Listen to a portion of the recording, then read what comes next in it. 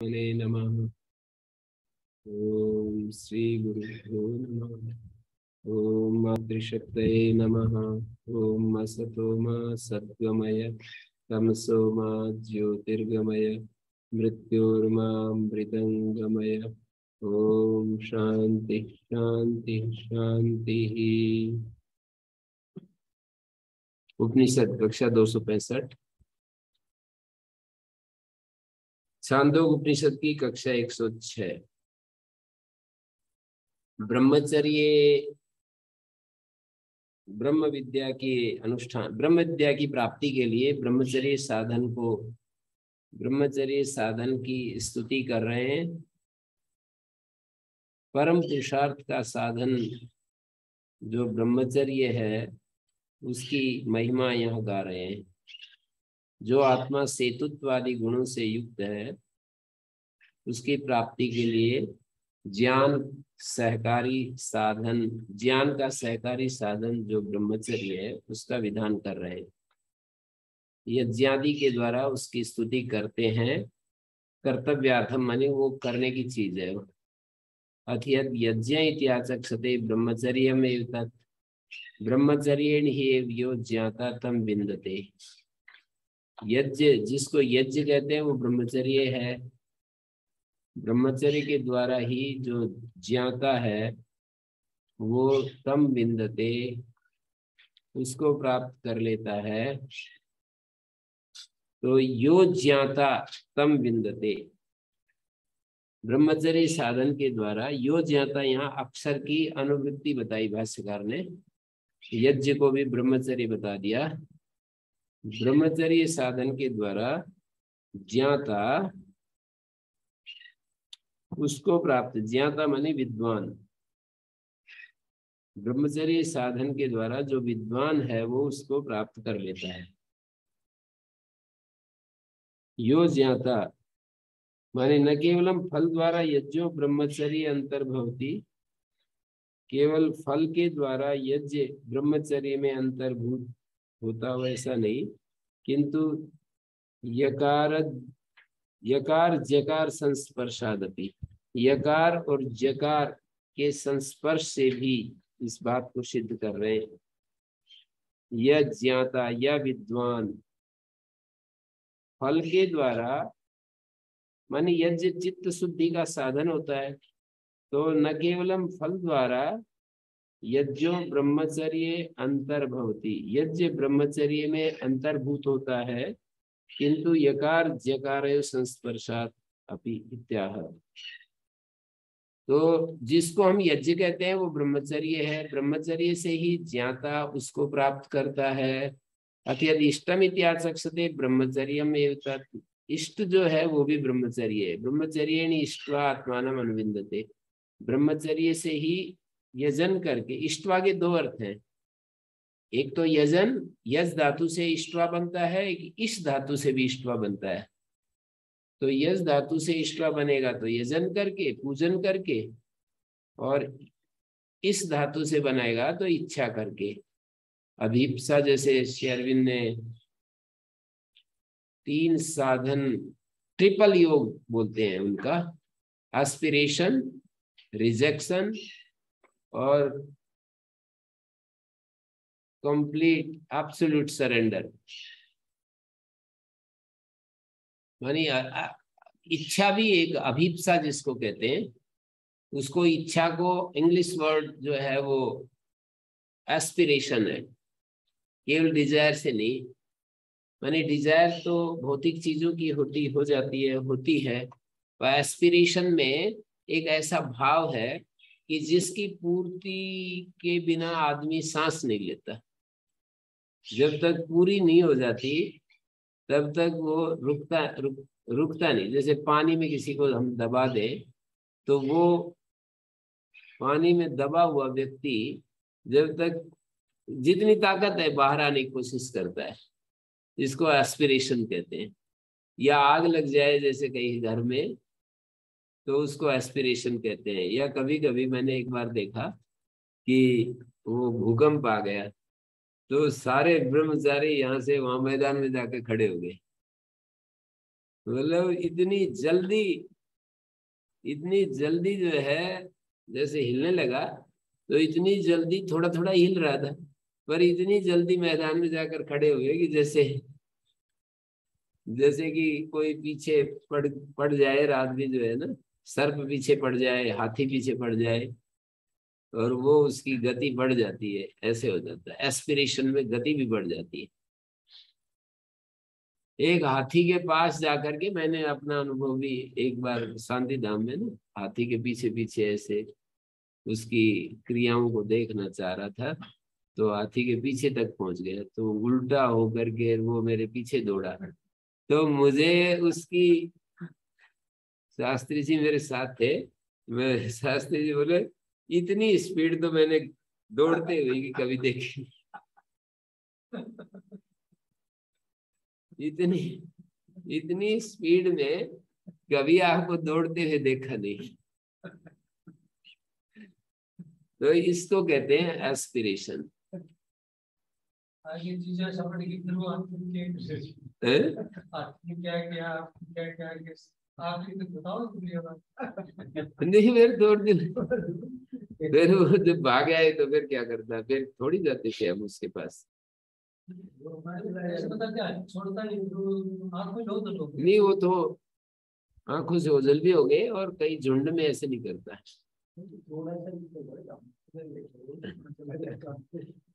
अकेला हाथी हो तो पीछा करता है, झुंड में हाथी ऐसे थोड़ा सा एक बार मुड़ करके पीछे भागा, बस इतना ही। तो ये मैं इष्टवा की बात कर रहा हूँ, ब्रह्मचर्य की इच्छा करके। ऐसी इच्छा होना चाहिए जैसे कि हम शरीर को बचाने के लिए इच्छा होती है, मैंने श्वास घुटने लगता है, वो जो अश्रुगैस छोड़ते हैं ना 4 जून को, याद है मेरे को।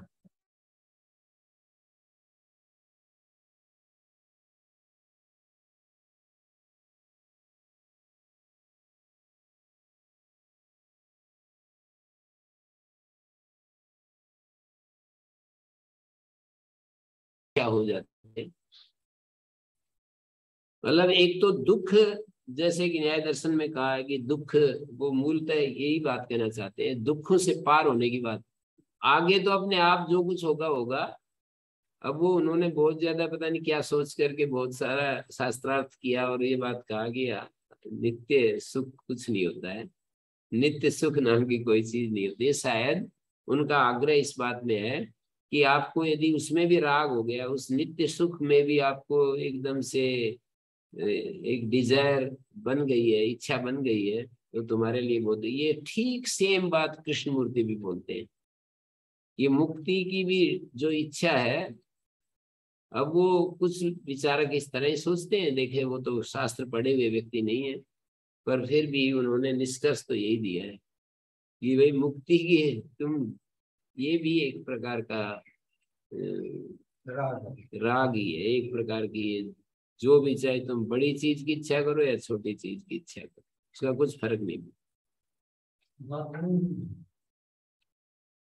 वैसे आप समाधि आज वो जो आनंद प्राप्त, और उस आनंद प्राप्त करने के लिए फिर से हम समाधि लेते हैं और फिर वो बढ़ गए, फिर उसको प्राप्त करने के लिए, तो ये तो ऐसे बढ़ता है, इसमें जाएगा यही प्राप्ति है, और ये तरफ इसको बना करने पहले प्राप्त नहीं, वो जो लोग ऐसे मना करते हैं उनका, जैसे न्याय दर्शन में भी बहुत पावरफुल शब्दों से ना, तद अत्यंत विमोक्षो अपवर्ग सूत्र की व्याख्या आप पढ़कर देखिए। वो संस्कृत छोड़ दीजिए, आप ये आचार्य उदयवीर शास्त्री का हिंदी भाष्य पढ़ लीजिए, जो हिंदी भाष्य मिलता है, तद अत्यंत विमोक्षो अपवर्ग। तो उसमें यही दिखाया है कि दुख निवृत्ति का फोकस में है, दुख निवृत्ति फोकस में होनी चाहिए। ये तो सांख्य का यही करता है, थोड़ा जो जबरदस्त है। हाँ, ये भी और अपने न्याय शास्त्र भी, दोनों में एक ही शैली में है। एक वेदांत ही है जो ये कहता है कि वहां पर मुक्ति में हमको नित्य सुख भी उपलब्ध होता है, परमानंद की प्राप्ति भी होती है।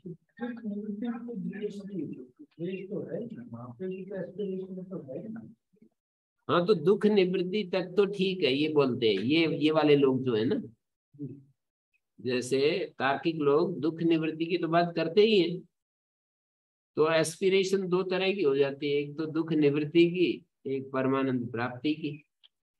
मैं हमेशा सुख में रहूं, ये भी एक एस्पिरेशन का रूप है। उसमें दोनों में कुछ फर्क तो नहीं हुआ ना वैसे। हमने कोई कोई एस्पिरेशन तो करेगी ना। जी जी। कृष्ण मूर्ति तो कह रहे थे कि आप कोई भी नहीं करो। हाँ, मतलब वो ये देखना चाहते हैं, कृष्णमूर्ति ये कहना चाहते हैं कि तुम यदि कोई एस्पिरेशन, तो वो भी तुम्हारा एक प्रकार का तुम्हारी बंधन है, मतलब बंधन ही है, बॉन्डेज ही है वो। तो ये लोग मतलब इतनी बड़ी बड़ी इच्छाएं भी जब बॉन्डेज है तो छोटी छोटी तो है ही, ऐसे इस अर्थ में उनका तात्पर्य हमें तो समझ में आता है। इच्छा मात्र ही बॉन्डेज है, माने उससे कुछ फर्क नहीं पड़ता है कि तुम किस चीज की इच्छा कर रहे हो। आप ये देखो, इच्छा कर रहे हो तो कभी कभी ऐसा होता है कि ये महापुरुष जो होते हैं वो अति में जाकर के बोलते हैं और हमारे मन को झटका दे करके और वो करना चाहते हैं, मानी हमको एकदम से उस तरफ से अलग करना चाहते हैं, इच्छा के संसार से अलग हटाना चाहते हैं। मानी बिंदु वाली बात हमारे बिंदु सेंटर पॉइंट दिखाना तो पड़ता ही है, कुछ होता नहीं। तो अब वो अब इच्छा उनका तात्पर्य इतना ही है कि आप वो ज्ञान के पथ से चल रहे होते हैं ये लोग, और उनका तात्पर्य है कि तुम अपने इस गतिविधियों को देखो, मन के क्रियाकलाप को देखो, अहम की क्रियाओं को देखो, और इस देखने में ही जैसे सांप को देखना और सांप से अलग हटना, ये दो नहीं होता है, साइमल्टेनियसली होता है, ये मतलब युगपत होता है, एक साथ होता है। जैसे हम चलते चलते सांप सामने आ जाए हमारे पैरों के सामने, तो हमारी गति वहीं रुक जाती है और पीछे हट जाते हैं। तो ऐसे ही यदि हम देख लेते हैं कि ये अहम की क्रिया है, ये हमारे मन की तुच्छ क्रिया है, प्राण की क्रिया है हमारे, तो वो स्वाभाविक रूप से हमारे भीतर एक ऐसा विवेक बैठा है कि स्वाभाविक रूप से उससे हट जाते हैं। Without self knowledge there is no wisdom, without self knowledge there is no wisdom. तो सेल्फ नॉलेज का मतलब दो होते हैं, एक तो सेल्फ का मतलब हमारा फॉल्स सेल्फ, और एक सेल्फ का मतलब ट्रू सेल्फ, जिसको हम आत्मा कहते हैं, वो तो ट्रू सेल्फ है। जब ये कृष्णमूर्ति जैसे लोग ये बोलते हैं without self knowledge there is no wisdom, तो उनका तात्पर्य इसी से होता है कि हमारा हमारा जो ये अहम अहम पूर्ण व्यक्तित्व है, अहम से भरा हुआ जो संरचना है, अहम पूर्ण व्यक्तित्व है, उसको हमें देखना समझना चाहिए। प्रज्ञा का अवतरण तब होता है जब हम इस पूरे सिस्टम की व्यर्थता समझ लेते हैं, जब हम प्रज्ञा के पीछे नहीं भागना पड़ता, हमें केवल भूमि तैयार करनी होती है और प्रज्ञा हमारे पास आती है चल करके। और एक मंत्र भी है वैसे, ऐसे ऐसे चीजों को प्रमाणित करने के लिए हमारे भारतीय दर्शन में भी कुछ सत्य, अंजसा सत्यम उपगेशम, अंजसा माने सहजता से मैं सत्य को प्राप्त करूं, माने सत्य कोई ऐसी चीज नहीं है जिस पर धावा बोल करके उसको प्राप्त किया जाता है। तो वो हमारे पास चल करके आएगा जब हम अपने पूरे साइकोलॉजिकल सिस्टम को समझ लेते हैं और उसकी व्यर्थता हमारे समझ में आ जाती है, और वो हमारा माइंड वो हो जाता है, कूल हो जाता है, शांत हो जाता है, हमारा माइंड बिल्कुल शांत हो जाता है, तो सत्य अपने आप ही अवतरित हो जाता है। इच्छा ही नहीं तो सत्य तो अपने आप ही आ जाएगा। तो मतलब माइंड का जो फ्लक्चुएशन है, माइंड की जो ऊपर नीचे गति है, वो यदि स्थिर हो जाती है तो सत्य तत्काल अवतरित हो जाता है। तो मतलब एक दृष्टि है, उस दृष्टि से भी तो इसमें भी इच्छा की बात कही कि इच्छा करके ही आत्मा का, ये एक अलग दृष्टि है कि इच्छा, जब ये कह रहे हैं कि आत्मा के लिए अभिप्सा करो, मैं आत्मदर्शन करूं, ये तो बात। हाँ, तो ये एक पथ है, एक पथ है, वो एक पथ है। तो नहीं, मैंने दो अलग अलग धाराएं सामने रखी है कि कुछ लोग इच्छा पर इतने ज्यादा केंद्रित हो जाते हैं कि इच्छा मात्र को वो दोष मानते हैं, इच्छा मात्र को बाधा मानते हैं, बॉन्डेज मानते हैं। पर ये हम यहाँ तो ऐसा नहीं हो रहा है, यहाँ तो ऐसा कह रहे हैं।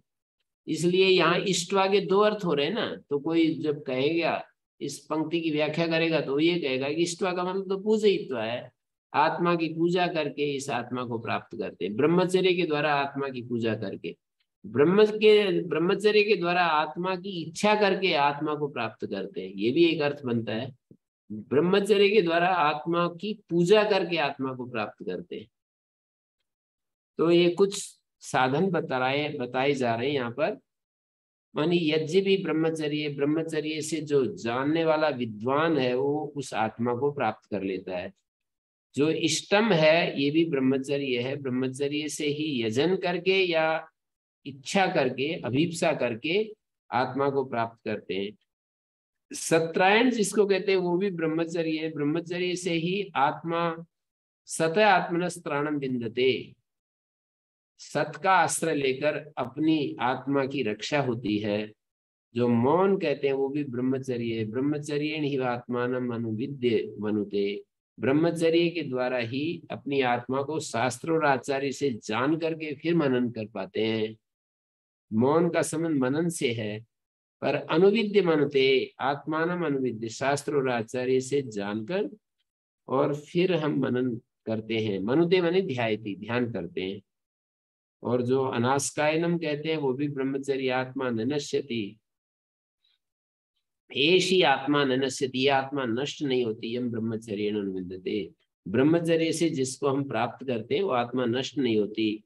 अथयत अरण्यायनम इत्याचक्षते, ये ब्रह्मलोक का वर्णन है, जो कि मतलब लिटरली ऐसा ही मानते हैं ये परंपरा में जो लोग हैं, जैसे यहाँ वर्णन किया। और हमारी परंपरा में ऐसे कहेंगे कि ये जो है ना आलंकारिक वर्णन है, ये सब है।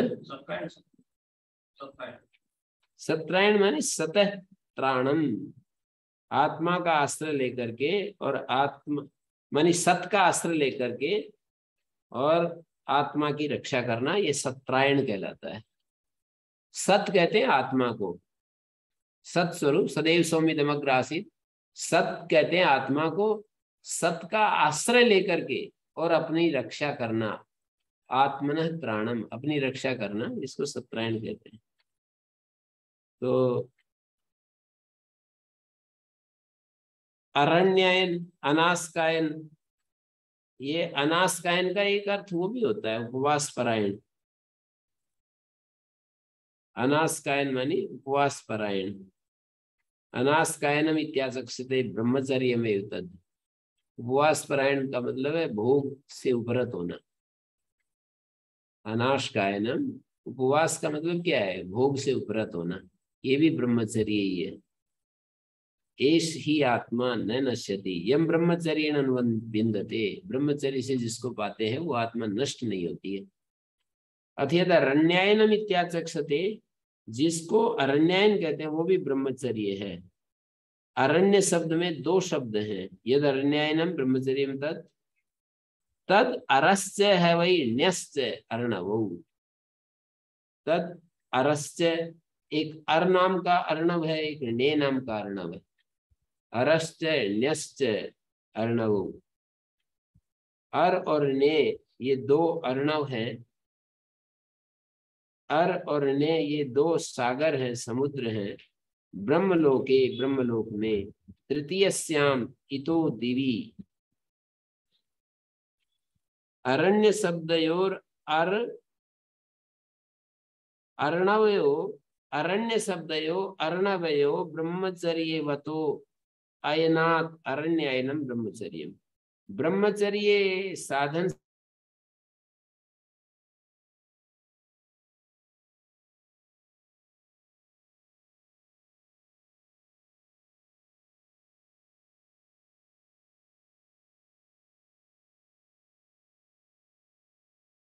एक शब्द है। तो ये दो समुद्र बताए हैं, अर और ने नाम के दो समुद्र। इन दो समुद्रों को प्राप्त किया जाता है ब्रह्मचर्य साधन के द्वारा। यो ही यो ज्ञानात यज्ञ एषणात इष्टम,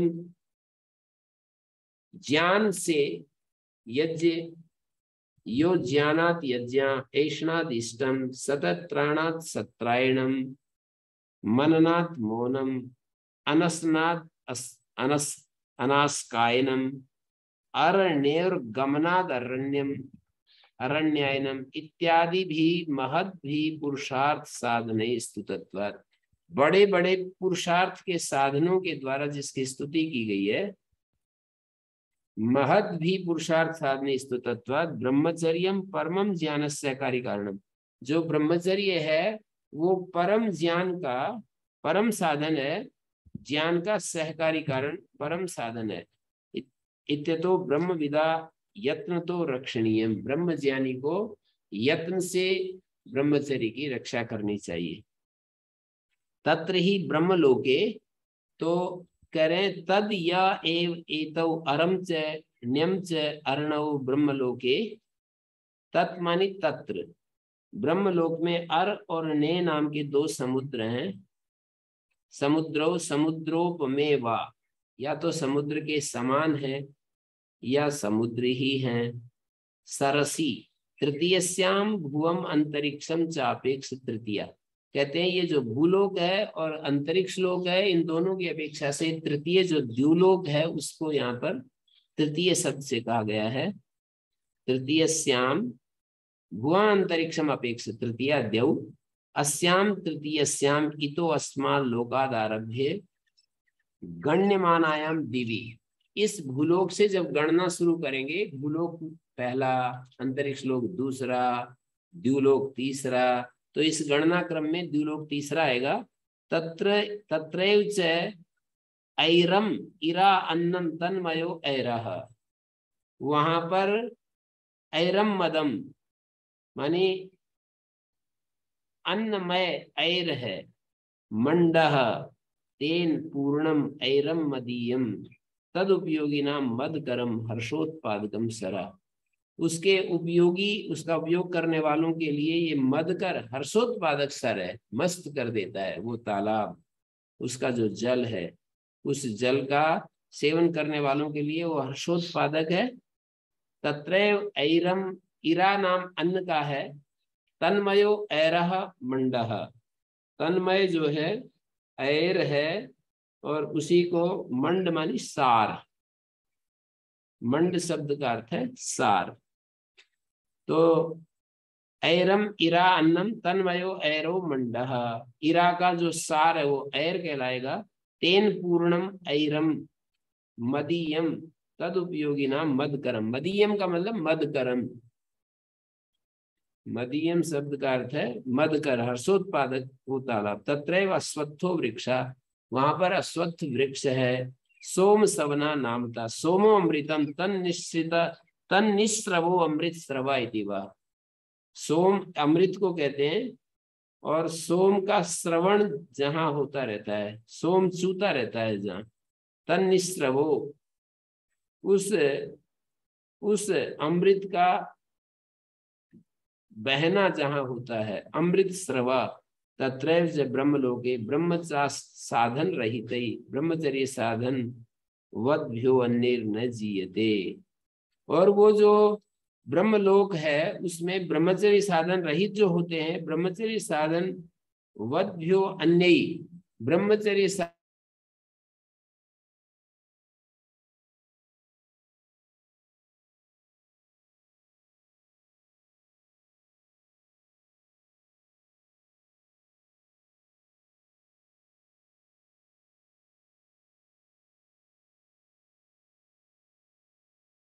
पू है, पुरी है। ब्रह्मणाचे प्रभुणा विशेषण मितम निर्मितम, और प्रभु के द्वारा वो विशेष रूप से बनाई गई है। तत्से हिरण्यम सौवर्णम, और सुवर्ण जैसी वो है देखने में। हिरण्यम सौवर्णम प्रभु विमितम मंडपम, प्रभु से विमत माने रचित मंडप इति वाक्य शेषा। ये सारी कथा वहां की ब्रह्मलोक की बता दी।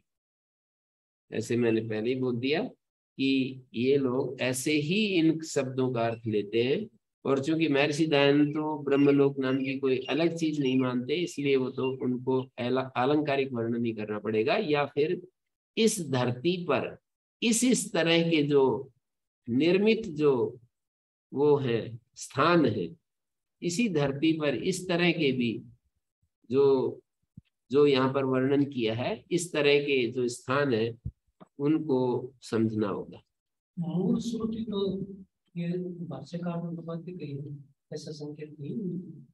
क्यों इसमें लिखा ना, देखिए देखो देखिए, इतो दिवी तद ऐरम मदीयम, ऐरम मदीयम सरह तद अश्वत्थः सोम सवनः अपराजिता भू ब्रह्मणा प्रभु विमितम हिरण्ययम।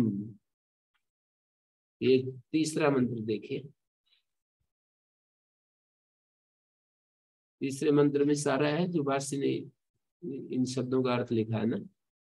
ब्रह्मलोके तृतीय श्याम इतो दिवी, अब देखिए यहाँ से इतो दिवी, अब यहाँ से चल करके तीसरा क्या बनेगा?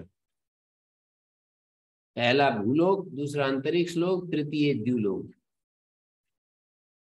ब्रह्मचर्यम एव तद अरश्च हवे न्यश्चरणो ब्रह्मलोके, अर और ने नाम के ब्रह्मलोक में वो है समुद्र है। तृतीय श्यामी तो दिवी, यहाँ से चल करके तीसरे द्युलोक में। तदैरम मदीयम सर, मदीयम का मतलब मदकरम, ऐरम का मतलब इरा का सार, अन्न का जो सार है उसको ऐरम कहा है।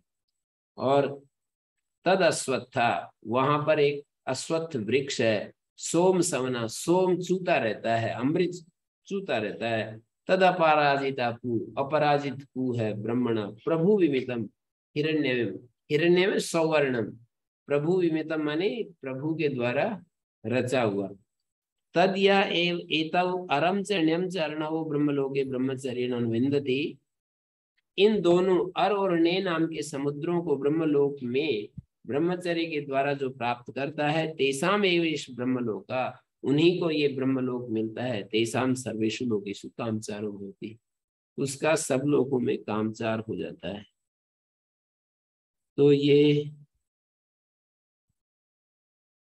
यहाँ पर भाष्यकार ने ये भी लिखा है, तत्री ब्रह्मलोके एतौ अर्णवो यौ अरण्ये आख्य उक्तो ब्रह्मचर्य साधनेन विद्यन्ति, ये तेषाम एवेश यो व्याख्यातो ब्रह्मलोकात्।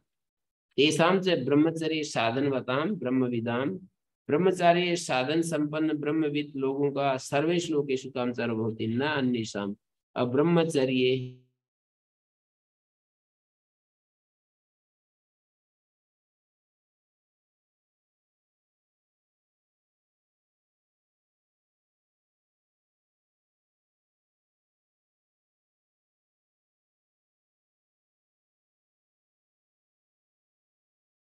बोला इन्होंने।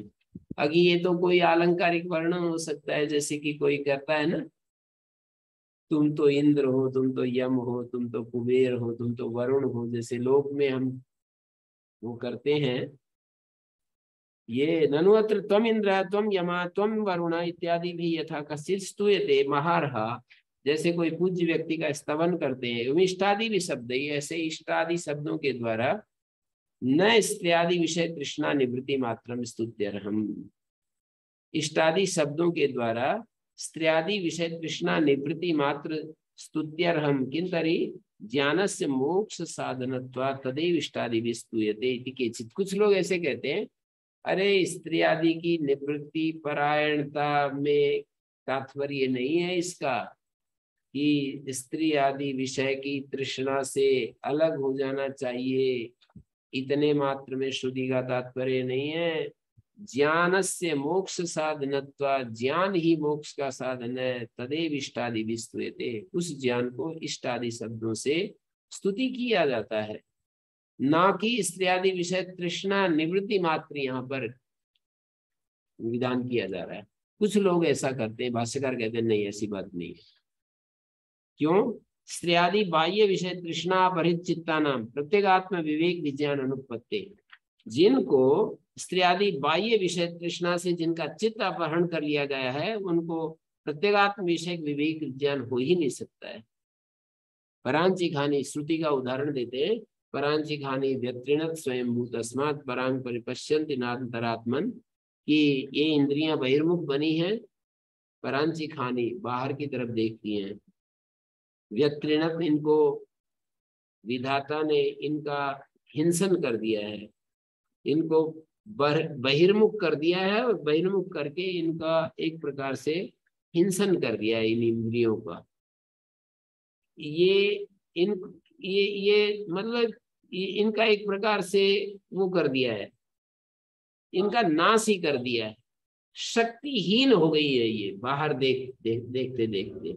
कोई धीर पुरुष है, कोई एक महामती है, महामेधावी सूक्ष्म प्रज्ञ है, जो अपने भीतर देखता है, बाहर से विमुख होकर के भीतर देखता है, अमृतत्व की चाह रखता हुआ कोई बिरला है जो इसको देखता है। और वो जो देखता है उसकी इंद्रियां जो है उसको सहयोग देती हैं उस आत्म तत्व को प्राप्त कराने में। ऐसा जो इंद्रियां, ये मरी हुई इंद्रियां कैसे आत्मा को प्राप्त कराएंगी? बाहर विषय में, बाहर बाह्य विषय में इन इंद्रियों की जो दौड़ धूप है, ये तो मर गई है। व्यत्रिणत का अर्थ होता है, श्रुति कह रही है ये नष्ट हो गई है। व्यत्रिणत, परांची खानी व्यत्रिणत स्वयं भूत अस्मात् परांग पश्यति नान्तरात्मन, इसलिए अंतरात्मा की तरफ नहीं देखते हैं। ये मरी हुई इंद्रियां क्या देखेंगी आत्मा को? कश्चित धीरा प्रत्येक आत्मानम ऐक्षत, कोई धीर पुरुष है जो प्रत्येक आत्मा को देखता है। आवृत चक्षु अमृतत्व इच्छन, जो बाहर से आंखें बंद कर लेता है, अमृतत्व की चाहना करता हुआ अंतर्मुख हो जाता है, बाहर से विमुख हो जाता है, कोई धीर पुरुष है जो उसको देखता है। तो ये श्रुति स्मृति शतेभ्य, ऐसे कहते हैं, सैकड़ों श्रुति स्मृतियां दिखाई जा सकती हैं जहां पर ये यहाँ पर कहा जाएगा कि इत्यादि बाह्य विषय तृष्णा से अपहृत चित्त वालों को प्रत्येगात्मा की उपलब्धि नहीं होती है। ज्ञान सहकारी कारणम इत्यादि विषय तृष्णा निवृत्ति साधनम निधातव्यम एविति युक्ता युक्त स्तुति, कहते हैं ये स्तुति सही है कि ज्ञान सहकारी कारण स्त्रियादि विषय तृष्णा निवृत्ति साधनम, स्त्रियादि विषय तृष्णा की निवृत्ति एक साधन का विधान करना है। नंसे यज्ञादि विस्तुतम ब्रह्मचर्य यज्ञादि नाम पुरुषार्थ साधनत्व गम्यते सत्यम गम्यते, यज्ञादि के द्वारा स्तुत जो ब्रह्मचर्य है, यज्ञादि को पुरुषार्थ का साधन बता रहे हैं, इसलिए उस यज्ञादि की स्तुति की जा रही है। बोले हाँ, न तो ये ब्रह्मलोकम प्रति यज्ञादि नाम साधनत्व, लेकिन ये समझ लेना चाहिए कि यज्ञादि ब्रह्मलोक के प्रति साधन नहीं होते, यज्ञादि स्वर्गलोक तक जाते हैं, ब्रह्मलोक तक यज्ञादि का पहुंच नहीं है। इति अभिप्रेति यज्ञादि भी ब्रह्मचर्य स्तूयते, इसलिए स्तुति ब्रह्मचर्य की जा रही है यज्ञादि के माध्यम से। यज्ञादि नाम साधनत्व विपरीत यज्ञादि भी ब्रह्मचर्य न स्तूयते, न तो यह ब्रह्मलोकम प्रति यज्ञादि नाम साधनत्व अभिप्रेत्य, ब्रह्मलोक के प्रति यज्ञादि का साधनत्व लेकर के, साधनत्व मान करके यज्ञादि भी ब्रह्मचर्य न स्तूयते, किंतरी तेसाम प्रसिद्धम पुरुषार्थ साधनत्व अपेक्ष, वे प्रसिद्ध जो पुरुषार्थ साधन है यज्ञादि, उसको लेकर के यहाँ पर स्तुति की जा रही है ब्रह्मचर्य की। यथा इंद्रादि भी राजा न तो इंद्रादि नाम व्यापारा तत्रैव राज्य इति तद्वत्, जैसे इंद्रादि के द्वारा राजा की स्तुति की जा रही है, न तो यत्र इंद्रादि नाम व्यापारा, जहां इंद्रादि का व्यापार है, तत्रैव राज्य, वहीं पर राजा का व्यापार हो, ऐसी बात नहीं। तो ये सारी बातें यहाँ पर हो जाती हैं। पंचम खंड पूरा होता है। भाष्यकार ने तो बहुत सारा लिखा है इस पर, इसको यही में अर्णवादयो ब्राह्मलोकिका संकल्प जाश्च भोगा पित्र्यादयो भोगा ते किम पार्थिवाप्यास्य यथाहि लोके दृश्यन्ते तद्वद अर्णव वृक्ष स्वर्ण मंडप अग्न्या क्या है मंडपानी आहुषित मानस प्रत्यय मात्राणी। ये प्रश्न उठा दिया कि ये मानस संरचना है, मन में ये चीजें उत्पन्न होती हैं। ये अर्णवादी जो ब्राह्मलोकिका ब्राह्मलोकिका ब्राह्मलोकिका संकल्प जास्य पित्र्यादया, ये जो ब्राह्म पदार्थ हैं और जो संकल्प से उत्पन्न होने वाले पीछे भोग जो बताए हैं कि संकल्प पितृलोक काम भवति पितरा समुत्तिष्ठन्ति और मातृलोक काम भवति मात्रा समुत्तिष्ठन्ति, ऐसे ऐसे जो दिखाया है ना, मतलब दूसरे खंड में जो ये दिखाया कि सैदि पितृलोक कामो भवति संकल्पादेव पितरः समुत्तिष्ठन्ति तेन पितृलोकेन संपन्नो महीयते अथ यदि मातृलोक कामो भवति संकल्पादेव मातरः समुत्तिष्ठन्ति तेन मातृलोकेन संपन्नो महीयते अथ यदि भ्रातृलोक कामो भवति संकल्पादेव भ्रातरः समुत्तिष्ठन्ति तेन भ्रातृलोकेन संपन्नो महीयते। इस तरह से ये जो दिखाए उसको कह रहे हैं कि ये अर्णवादी ब्राह्मलोकिका संकल्पजा से वित्रादया, संकल्प से उत्पन्न जो पिता आदि हैं ब्राह्मलोकिका, ये जो अर्णवादी हैं ब्राह्मलोकिका संकल्पजाश्च पित्र्यादया भोगा किम पार्थिवा आप्याश्च, पार्थिव और आप्य यथा ही लोके दृश्यन्ते, कुछ चीजें पार्थिव दिखाई दे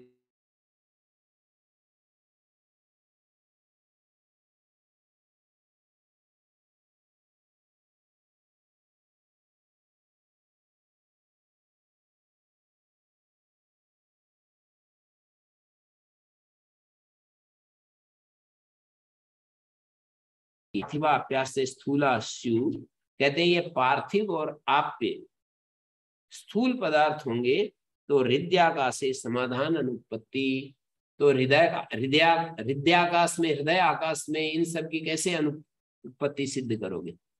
यदि ये स्थूल पदार्थ होंगे तो पार्थिव होने पर या आप्य माने जलीय होने पर हृदयाकाशे समाधान अनुत्पत्ति, हृदयाकाश में समाधान नहीं बन पाएगा।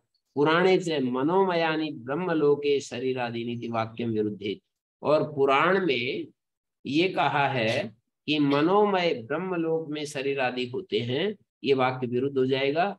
अशोकम अहिमम ऐसे जो वर्ण आते हैं, वर्णन आते हैं इत्यादि से श्रुत है, ये भी विरुद्ध हो जाएगी। शोक रहित अशोकम अहिमम ऐसी श्रुतियां मिलती हैं। शोक मुक्त हिम रहित ननु समुद्रा सरिता सरांसी वाप्या कूपा यज्ञा वेदा मंत्रादया मूर्तिमंता ब्राह्मण मुक्तिष्ठन्ते इति मानसत्वे विरुद्धे पुराण स्मृति। कहते हैं उधर भी तो विरुद्ध जाएंगे, ये पुराण स्मृति ये भी मिल रही है कि समुद्र है, सरिता है, सरांसी है, वाप्या कूपा यज्ञा वेदा मंत्रादया मूर्तिमंतो ब्राह्मण मुक्तिष्ठन्ते, ये सब मूर्तिमान ब्राह्मण को प्राप्त होते हैं, ब्रह्म को जानने वाले को प्राप्त होते हैं ब्रह्मलोक में। तो ये श्रुति कह रही है ये भी विरुद्ध हो जाएगी। आप यदि वो मानोगे तो माने केवल सूक्ष्म मानस प्रतीतियों के रूप में ही मानोगे, ये सब चीजें मानस प्रतीतियां हैं, तो ये विरोध आएगा। बोले नहीं नहीं, मूर्तिमत्वे प्रसिद्ध रूपाणाम तत्र गमनानुपत्ति, मूर्तिमत्वे मूर्तिमान होने पर प्रसिद्ध रूपाणाम तत्र गमन अनुपत्ति, मानसत्वे विरुद्धे पुराण स्मृति। इनको यदि मानस मानेंगे सारी चीजों को तो ये पुराण स्मृति जो है जो बता रही है कि समुद्रा सरिता सरांसी आदि आदि ये स्मृति विरुद्ध हो जाएगी।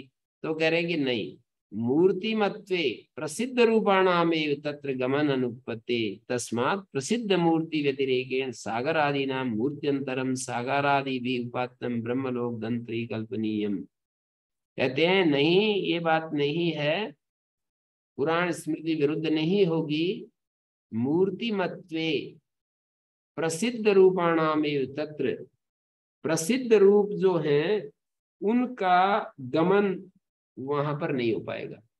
जो प्रसिद्ध रूप हमारे को दिखाई देते हैं उनका गमन तो वहां नहीं हो सकता है। हिमालय ऐसा वहां नहीं जा सकता यहाँ से उठ करके। तो क्या सभी पुराणों की वचनों की रक्षा करते हैं? आचार्य शंकर जी सभी पुराणों की रक्षा करते हैं। हाँ संभव हाँ, इनको उनकी महामति के आगे क्या संभव। मूर्ति ये अब जो पुराण है ये पुराण में हाँ हो सकता है। कुछ लोगों का ऐसा मानना है ये तो 700-800 साल में आए हैं जो पुराण, तो उनके सामने जो पुराण होंगे। तो मूर्तिमत्वे प्रसिद्ध रूपाणामेव तत्र गमन अनुपत्ति, प्रसिद्ध रूपों का ही गमन अनुपन्न होने से तस्मात् प्रसिद्ध मूर्ति व्यतिरेकेण, प्रसिद्ध मूर्ति को छोड़कर सागर आदि नाम मूर्त्यंतरम, सागर आदि का एक अलग प्रकार की मूर्ति उपात्तम ब्रह्मलोक गंत्री कल्पनीयम, कोई सागर आदि भी उपात्तम, सागर आदि से उसकी चर्चा यहाँ हो रही है। ब्रह्मलोक गंताओं, ब्रह्मलोक गंत्री कल्पनीयम तुल्यायम च कल्पनायम यथा प्रसिद्धा एव मानस्य आकारवत्या, मानस्य आकारवत्या पुम स्त्रियाद्या मूर्तयो युक्ता कल्पयितुम मानस देह अनुरूप्य संबंध उपत्ते इष्टा ही मानस्य एव आकारवत्या पुम स्त्रियाद्या मूर्तया स्वप्ने। कहते हैं तुल्याना जब कल्पना ही करनी है तो यथा यथा प्रसिद्धा एव मानस्य आकारवत्या, प्रसिद्ध जो मन में उत्पन्न होने वाले आकारधारी पुम और स्त्री आदि मूर्तियां कल्पना करना युक्त है। मानस देह अनुरूप संबंध उत्पत्ति, मानस देह के अनुरूप संबंध उत्पन्न होने से दृष्टा ही मानस्य एव आकारवत्या, मानस्य ये बहुवचन है, मानसी शब्द का बहुवचन है मानस्य, आकारवत्या पुम स्त्री आद्या मूर्तया स्वप्ने, स्वप्न में भी तो पुम स्त्री आदि जो है आकारवत दिखाई देते हैं। ननुता अनृता एव, कहते हैं ये तो अनृत होते हैं स्वप्न में जो दिखाई देते हैं, और यहाँ तो ब्रह्मलोक में अनृत थोड़ी है ये सब। तो कहते हैं तय में सत्या कामा इति श्रुति तथा सती विरुद्धे, यदि इनको भी अनृत मानेंगे तो सत्या कामा ऐसा कहा है इनके लिए श्रुति ने, वो विरुद्ध हो जाएगा। कहते नहीं नहीं, मानस प्रत्यय से सत्वोत्पत्ति, मानस प्रत्यय की सत्ता उत्पन्न होने से, मानसा ही प्रत्यय स्त्री पुरुषाद्याकारा स्वप्ने दृश्यन्ते, मानस प्रत्यय जो है ज्ञान प्रत्यय माने ज्ञान, स्त्री पुरुष आदि आकार स्वप्न में दिखाई देते हैं। ननु जागृत वासना रूपा स्वप्न दृश्या न तो तत्र स्त्रियादया स्वप्ने विद्यन्ते, कहते हैं वहां तो जागृत वासना के अनुरूप स्वप्न में सब सारी चीजें दिखाई देती हैं। न तो तत्र स्त्रियादया स्वप्ने विद्यन्ते, स्त्री आदि थोड़ी रहती है, जागृत वासना के अनुरूप होती है। कहते हैं ये तो आप थोड़ा कह रहे हो, अत्यल्पमिदम उच्यते जागृत विषयापि मानस प्रत्याभि अत्यल्पमिदम उच्यते, भाष्यकार की शैली में बोल रहे हैं ये तो आप बहुत कम दोष दे रहे हो। आपको जागृत विषयापि मानस प्रत्याभिर्निवृत्ता एव सदीक्षाभिर्निवृत्त तेजो अवन्नमयत्वा जागृत विषयाणाम, जागृत विषय ही मानस प्रत्यय अभिनिवृत्ता, मानस प्रत्यय के द्वारा अभिनिवृत्त सत ईक्षा भी निर्वृत्त तेजो अवन्नमया, सद की जो ईक्षण है, सद ईक्षा माने सद ईक्षण, सत का जो ईक्षण दिखाया जाती है 6ठे अध्याय में, सद ईक्षा भी निर्वृत्त तेजो अवन्नमयत्वा जागृत विषयाणाम संकल्प मूला ही लोका इति चोक्तम समक्लिप्ताम द्यावा पृथ्वी 7वें अध्याय में कहा।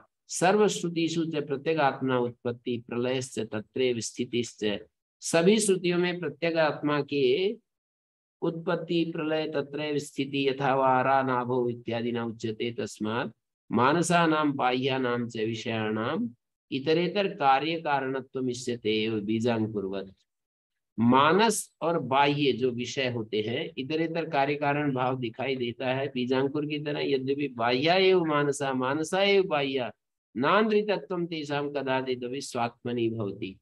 बाह्य है वो मानस और जो मानस है वो बाह्य है, अनृतत्व नहीं होता, कदाचिदपि स्वात्मनि विद्यते। ननु स्वप्ने दृष्टा प्रतिबुद्धस्य अनृता भवन्ति विषया। स्वप्न में देखे हुए विषय, मतलब ये दो व्यक्तियों को संवाद के रूप में बात कहते चले जा रहे हैं, एक पूर्व पक्ष है, दूसरा उत्तर देने वाले। ननु स्वप्ने दृष्टा, ये प्रतिबुद्ध से अनृता भवन्ति विषय, स्वप्न में देखे गए वो जागने पर तो अनृत हो जाते हैं। कहते हैं हाँ ठीक बात है, जागृत बोधापेक्षम तो तद अनृतत्व न स्वतः, जागृत बोध की अपेक्षा से वो अनृत होते हैं ना, स्वाप्निक पदार्थ, न कि स्वतः ही अनृत होते हैं। उस समय तो वो सत्य ही लगते हैं। तथा स्वप्न बोधापेक्षम से जागृत दृष्टि विषय अनृतत्व न स्वतः, स्वप्न बोध की अपेक्षा से जागृत में देखे गए विषय अनृत होते हैं, न कि स्वतः। विशेषाकार मात्रम तो सर्वेषां मिथ्या प्रत्यय निमित्तम, विशेषाकार मात्र ही सभी का मिथ्या प्रत्यय निमित्तम इति वाचारम्भणम विकारो नाम ध्येयम अनृतम त्रीणि रूपाणि तेव सत्यम।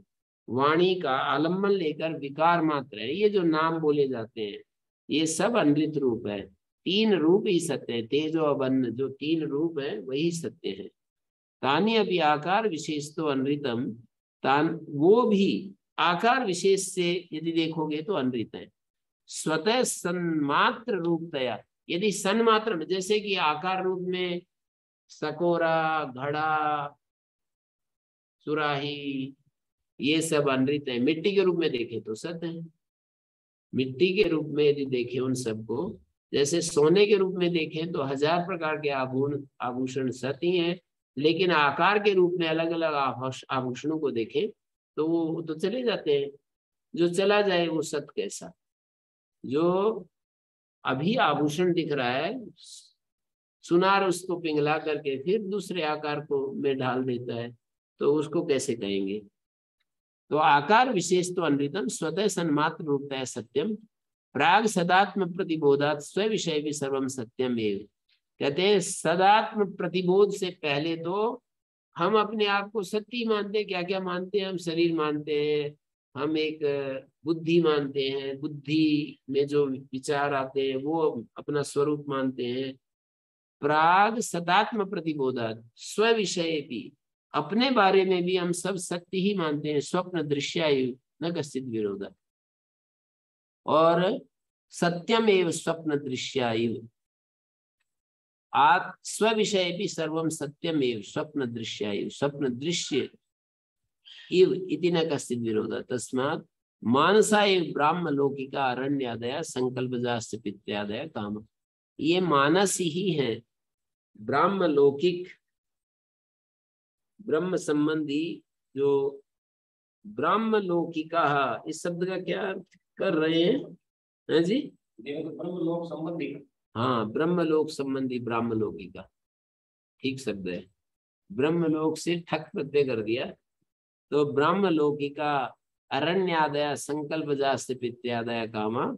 ब्रह्म लोक संबंधी जो अरण्यादि जो बताए हैं, और जो संकल्प से उत्पन्न होने वाले पित्यादि कामनाएं बताई है ना पीछे दूसरे खंड में, 8वें अध्याय के दूसरे खंड में, बाह्य विषय भोगवत अशुद्धि रहितत्वात्, बाह्य विषय भोग के समान अशुद्धि रहित होने से शुद्ध सत्व संकल्प जन्य, शुद्ध जो बुद्धि है उसके संकल्प से जन्य निरतिशय सुखा सत्यास्य ईश्वराणाम भवन्ति।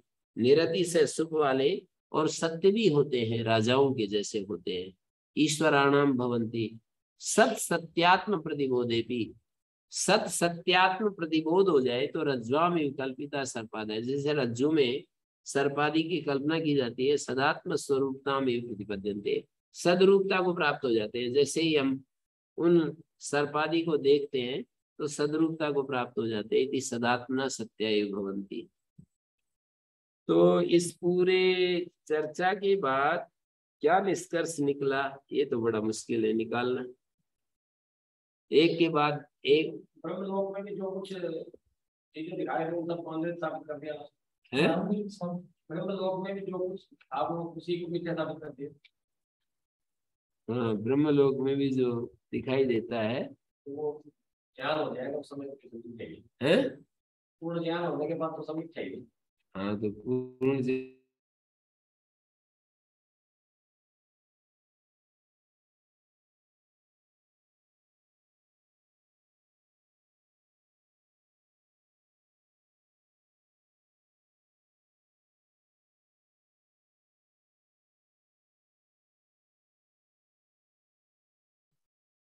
तो अपन पूर्ण स्थिति को देखते हैं तो उसी प्रकार से वहां पर कल्पना मात्र ऐसा ऐसा करके स्थिति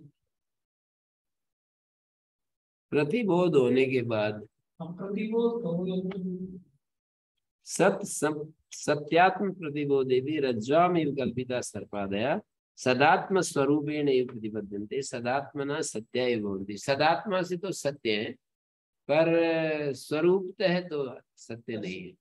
स्वरूपतः का मतलब है कि वो जो दिखाई दे रहे हैं वो तो आने जाने वाले हैं, ठीक है।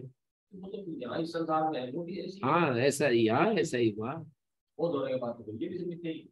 हाँ, बोध होने के सब बाद लोग में ये भी सब रहेगी। हाँ।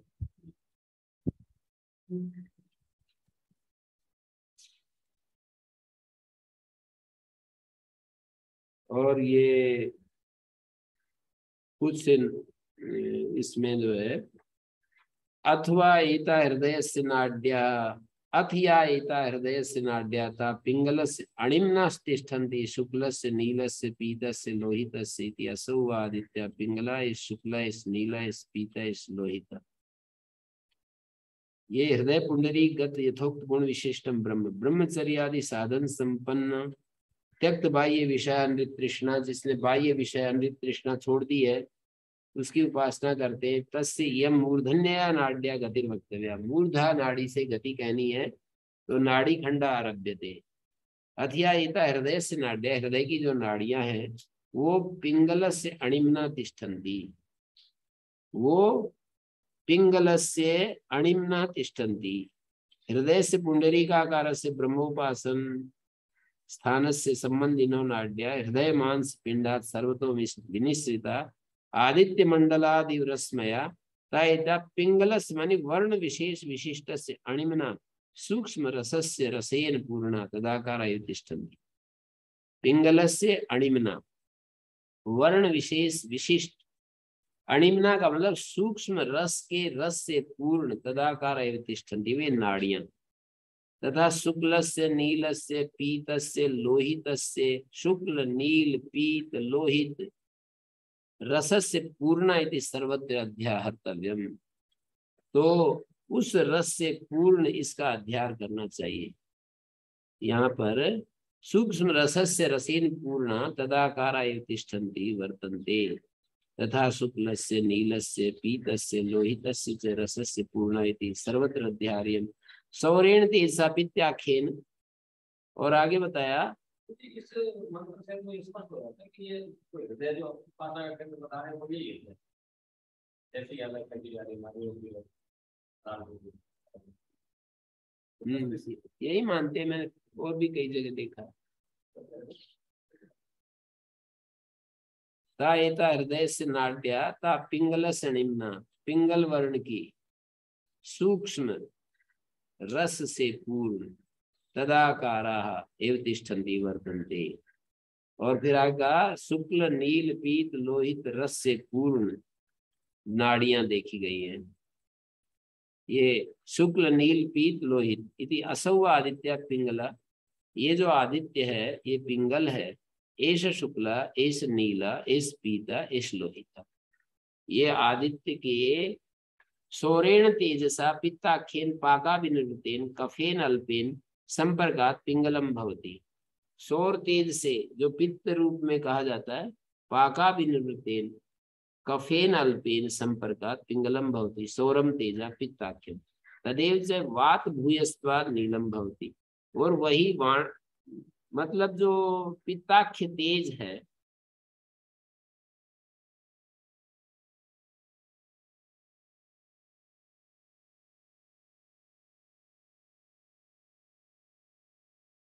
अल्प कफ से संपर्क पाकर पिंगलम भवति, सौरम तेज पित्ताख्यम, तदेव च वात भूयस्त्वात् नीलम भवति, वायु अधिक होती है तो नील, कफ भूयस्त्वात् शुक्लम भवति, कफेन समतायां पीतम भवति, शोणित बाहुल्ये लोहितम भवति, वैद्यकाद्वा वर्ण विशेषान वेष्टव्य कथम भवन्ति, या वैद्यक शास्त्र से इन वर्ण विशेषों को जान लेना चाहिए। श्रुतिस्तु आह आदित्य संबंधादेव तत्तेजसो नाड़ीसु अनुगतस्य इति वर्ण विशेषा। श्रुति तो ये कह रही है कि आदित्य संबंध से तत्तेजसो नाड़ीसु अनुगतस्य, तेजसो नाड़ीसु अनुगतस्य इति वर्ण विशेषा। नाड़ी में, नाड़ियों में पहुंचा हुआ जो तेज है उसके ये वर्ण विशेष है। असो आदित्य पिंगलो वर्णता, ये आदित्य वर्ण से पिंगल है। ऐसा आदित्य शुक्लो अपि, ऐसा नीलो अपि, ऐसा पीत, ऐसा लोहित आदित्य, यह आदित्य ही ऐसे ऐसा है। तथा महापथा आतता उभो ग्रामो गच्छति इमं च अमुं च, एक महान कोई एक राह होती है, राजमार्ग होता है, वो दोनों रास्तों पर जाता है। वो ग्रामो गच्छति, दोनों गांव में जाता है, इमम से नजदीक वाले में भी दूर वाले में भी। एवं एता आदित्य से रश्मि, ये आदित्य की रश्मियां दोनों लोकों में जाती है, इस लोक में भी उस लोक में भी। इमम से अमुम से अमुस्माद आदित्यात् प्रतायन्ते, और उस आदित्य से, आदित्य लोक से चारों तरफ फैल जाती है। ता आसु नाड़ीसु स्थिता, इन नाड़ियों में फैली हुई, आभ्यो नाड़ीभ्यः प्रतायन्ते, इन नाड़ियों से, ते अमुस्मिन आदित्य स्थिता, इन नाड़ियों से जब वो फैलती हैं, ता ऐसा कह रहे हैं, अमुस्माद आदित्य मंडलात् प्रतायन्ते संतता भवन्ति, इस आदित्य मंडल से सब तरफ संतत हो जाती है। ता अध्यात्म अध्यात्म ता अध्यात्म मासु, अध्यात्मम आसु पिंगलादि वर्णासु, इन पिंगलादि वर्णों में यथोक्तासु नाड़ीसु सृप्ता गता प्रविष्टा, सृप्ता मानी गता, आभ्यो नाड़ीभ्यो प्रतायन्ते प्रवृत्ता संतानभूता, ते अमुस्मिन रश्मि नाम उभयलिंगत्वात् त इति उच्यन्ते। रश्मि जो है उभयलिंग है, इसलिए ते शब्द से कह दिया है। ते अमुस्मिन आदित्य सृप्ता, ते नाड़े ना, ते रश्मयः अमुस्मिन आदित्य सृप्तः, ते रश्मयः अमुस्मिन आदित्य सृप्तः। तद यत्र एतत् सुप्तः समस्तः संप्रसन्नः स्वप्नं न विजानाति आसु तदा नाड़ीषु सृप्तो भवति। जब ये सो जाता है और सब तरफ से समस्त हो जाता है, मानी समस्त का मतलब है स्वापस्य द्विप्रकारत्वात् विशेषणम समस्त, उपसंग्रहित सर्वकर्ण वृत्ति हो जाता है। समस्त है, संप्रसन्न हो जाता है, स्वप्नम न विजानाति, अर्थात स्वप्न नहीं देखता। तो आसु तथा नाड़ीषु सृप्तः गतः भवति तम न कश्चन पापमा स्पृशति, उसको पाप स्पर्श नहीं करता। तेजसा ही तथा संपन्नो भवति, वो तेज से संपन्न होता है। अथ यत्र एतत् बलिमानम नीतो भवति, ये चौथा, पांचवा, छठा, कल हम इसको शुरू करते हैं। इसके बाद वास्तव में ये तो साधक पूछते भी है कि नाड़ियों का क्या चक्कर है, कलर दिखने का क्या चक्कर है, आप भी पूछ रहे थे ना, दिखता है। हाँ, तो ये यहाँ पर दिखाई रहे। ऐसा तो ये तो नहीं दिखाया, तो ये सुनने में बताया कि ऐसा ऐसा ऐसा ऐसा होता है। हाँ, तो ऐसा ऐसा तो होता है नहीं, तो क्या होता है बात ये तो ये तो मतलब श्रुति तो इतना ही दिखा सकती है, ये होता है। मतलब इसमें प्रत्यक्ष है क्या है, ये भी नहीं कल्पना या तो इसमें तो एकदम से नाड़ियों का कुछ नहीं करता है। यहाँ से जैसे मुक्ति का नाम उठाता है, लेकिन ऐसे प्रत्यक्ष लगे। फिर कभी ऐसा होता है कि क्या से इधर से करते हैं, दो लाइनें करते हैं, विद्युत तरंग। तो ऐसा तो कुछ है, तो वो है क्या चीज, तो ये जानने की है।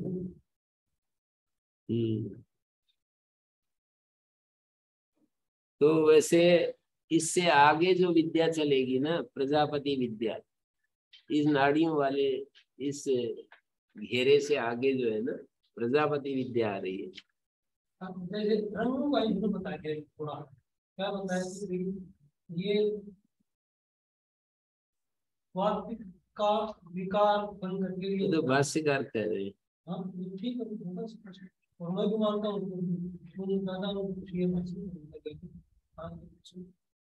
बाकी आप लोगों को पहले ही निमंत्रण दे देता हूँ, 7वें खंड से लेकर के और अंत तक इतना महत्वपूर्ण ये विषय है कि इसको जरूर सुनना चाहिए।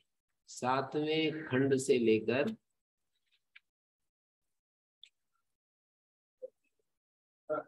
15 खंड है, 15 खंड तक, 15वें खंड तक, 7वें खंड से 15वें खंड तक है। 9 खंडों में ये ब्रह्म विद्या आत्मा के स्वरूप को बता दिया जाएगा। ये बहुत ही महत्वपूर्ण है। ओम शांति शांति शांति।